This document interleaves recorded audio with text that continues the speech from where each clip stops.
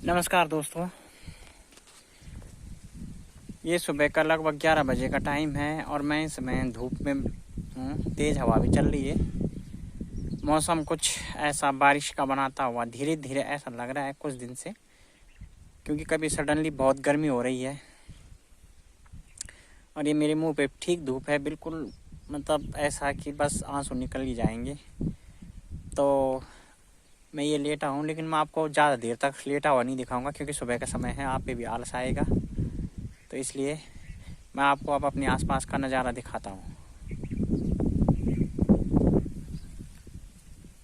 और दरअसल आसपास का नज़ारा दिखाने के लिए भी कुछ खास नहीं होता हमारे पास, क्योंकि गांव है, बच्चे स्कूल में रहते हैं और जो बड़े बुजुर्ग हैं वो काम पे रहते हैं और जो लेडीज़ हैं वो भी अपने काम पे रहती हैं। तो दिखाने के लिए भी कुछ खास नहीं होता, बस वही सन्नाटा गांव का।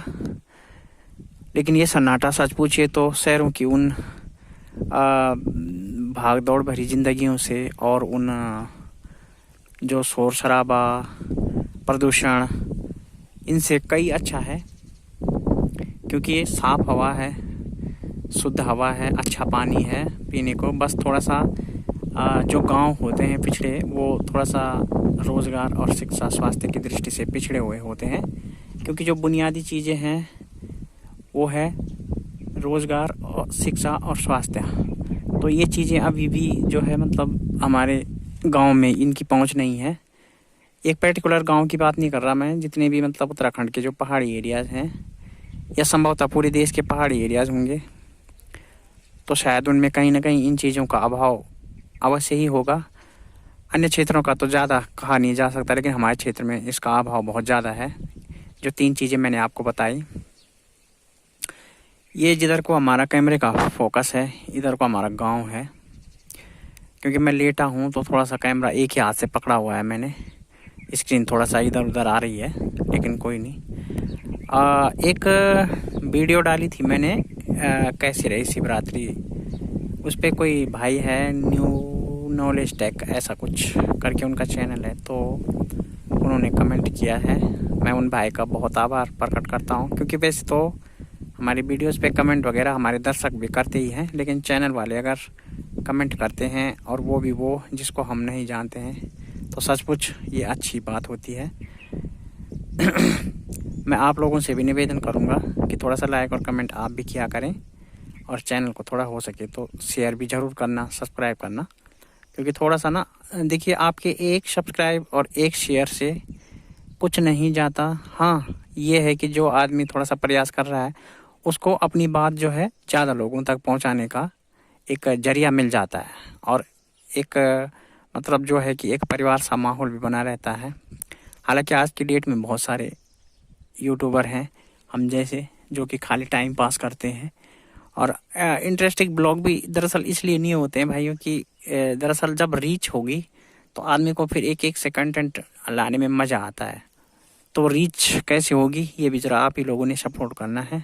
हालांकि थोड़ा बहुत रीच ठीक है, अच्छी हो रही है, लेकिन फिर भी इसको और अगर आप लोग शेयर करने में मदद करेंगे तो और अच्छे से रीच होगी, तो हमारी बात जो है वो ज़्यादा लोगों तक पहुंच पाएगी। चाहे वो किसी भी तरह की बात हो, चाहे वो पहाड़ी ब्लॉग होते हैं या चाहे किसी भी मतलब कुछ भी होता है। तो वो जो न्यू नॉलेज टेक वाले भाई हैं उनसे मैं निवेदन करूंगा कि थोड़ा सा मतलब अपने बारे में बताएं और अपना लिंक भी मुझे शेयर करें, मैं भी उनका चैनल सब्सक्राइब करूंगा। तो ऐसा कुछ नहीं है, जो भी आप भाई यूट्यूबर हैं, अगर आप भी ब्लॉग बनाते हैं तो आप मुझे भी अपना लिंक सेंड कीजिए, मैं आपका चैनल मैं भी सब्सक्राइब शेयर करूँगा और आप भी मेरा चैनल सब्सक्राइब शेयर करना। इस तरह हम एक दूसरे की मदद से और आगे बढ़ पाएंगे। तो फ्रेंड, अब मैं एक स्वास्थ्य संबंधित बातें आपको बताना चाहता हूँ। देखिए, मौसम ने अभी अभी करवट बदली है। ये देखिए, पहले काफ़ी तेज़ धूप थी, लेकिन अब थोड़ा सा धूप जो है बादलों की ओर में जाती हुई। और कल तो एक बार इतना अच्छा मौसम हो गया था शाम को, पहले सुबह से बहुत उमस पड़ रही थी, लेकिन शाम को ऐसा लगा कि संभवतः बारिश इसी क्षण आ जाएगी, लेकिन हल्की बूंदाबांदी हुई और उसके बाद जो है मौसम फिर से एकदम क्लीन, नीट एंड क्लीन हो गया। तो आजकल के मौसम का कुछ पता नहीं, कभी जो है सर्दियों के टाइम में जो है मतलब सॉरी गर्मियों के टाइम में क्या होता है कि अभी आपको धूप दिखी और 1 घंटे बाद आप देखोगे कि तूफान और बारिश। तो आजकल मौसम पल पल में बदलता रहता है। वैसे तो मौसम का कभी भी कोई अनुमान नहीं लगाया जा सकता, लेकिन कहते हैं कि गर्मियों में इसका जो है वो जो बदलाव है वो कुछ ज़्यादा ही देखने को मिलता है। लेकिन दोस्तों मैं एक इम्पोर्टेंट बात आपके बीच में शेयर करना चाहूँगा कि जो थर्ड वेव आई थी कोविड की, ओमिक्रॉन वेरिएंट जो आया था हमारे देश में, तो जो बड़े महानगर थे हमारे, जैसे दिल्ली एनसीआर, मुंबई और बेंगलुरु, केरला, मतलब इन देशों में बहुत ज़्यादा प्रदेशों में बहुत ज़्यादा मामले आए थे।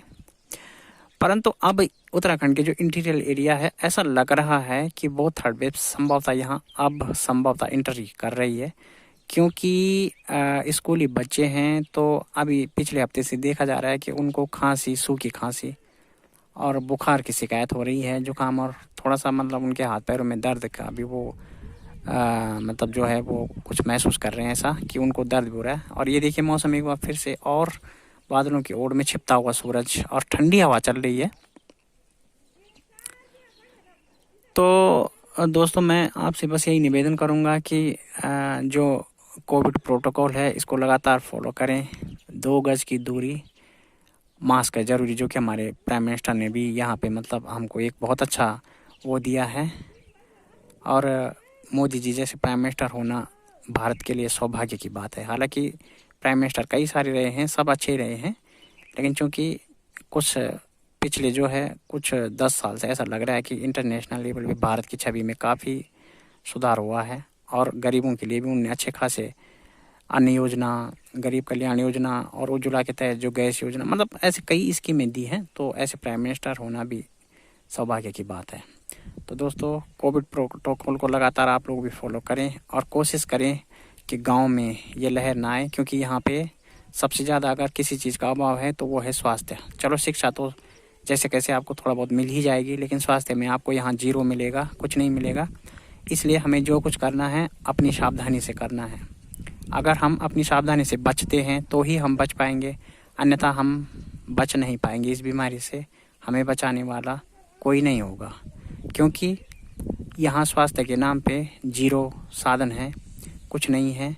एक बुखार की टैबलेट भी आपको अवेलेबल नहीं हो सकती, और उसके लिए अगर मान लीजिए आपको एक बुखार की टैबलेट चाहिए भी तो आपको कम से कम 30 किलोमीटर तक जाना पड़ेगा। और अगर किसी को ऐसे कोई सिम्टम होते हैं, मान लीजिए किसी की तबीयत ख़राब होती है, तो क्या वो आदमी 30 किलोमीटर जा पाएगा? सबसे बड़ी बात यह है।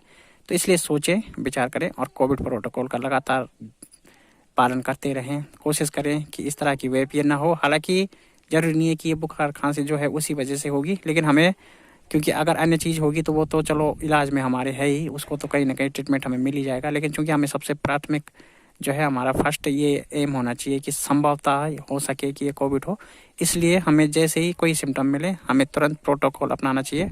और मैं तो ये कहूँगा कि प्रोटोकॉल तो चाहे सिम्टम हो या ना हो, हर व्यक्ति को हर समय प्रोटोकॉल अपनाने चाहिए। जो कोविड प्रोटोकॉल है उनका पालन करना चाहिए, और जैसे ही उनको कोई सिम्टम दिखते हैं तो आइसोलेट, अपने आप को जो है स्वयं आइसोलेट करें और दूसरों से थोड़ा दूरी बना के रखें। तो यही एक बचाव का साधन है जो हमें बचा सकता है। वेल फ्रेंड, मैं ज़्यादा नहीं बोलूँगा, आप लोग भी बोर हो जाते होंगे। मेरा तो केवल यही मकसद रहता है कि बस यूट्यूब पे वीडियो पढ़ते रहे, बिकॉज यूट्यूब इज़ माई जुनून and my aim and my hobbies.